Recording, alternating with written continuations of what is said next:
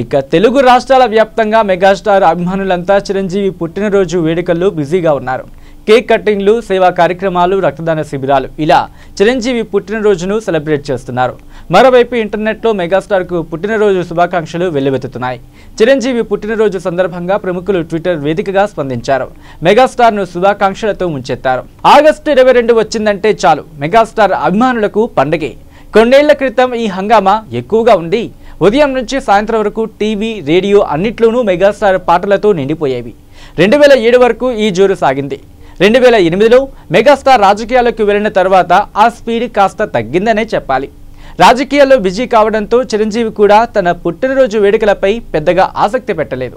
అయితే 2015 తర్వాత మరలా పరిస్థితి మారిపోయింది. 2015లో మెగాస్టార్ తన 150వ సినిమా ఖైదీ నంబర్ 150 సినిమా ప్రారంభించారు. 2017 జనవరి 11న సినిమా రిలీజ్ అయింది. సూపర్ హిట్ కావడమే కాకుండా మెగాస్టార్ సినిమాల్లో అత్యధిక కలెక్షన్లు వసూలు చేసిన సినిమాగా నిలిచింది. ఇక 2019 ఆగస్టు 14వ తేదీన సైరాకు సంబంధించిన మేకింగ్ వీడియోను రిలీజ్ చేశారు. ఆ మేకింగ్ వీడియో సోషల్ మీడియాలో హల్చల్ చేసింది. ఆగస్టు 20న ముంబైలో మెగాస్టార్ సైరా టీజర్ రిలీజ్ అయింది.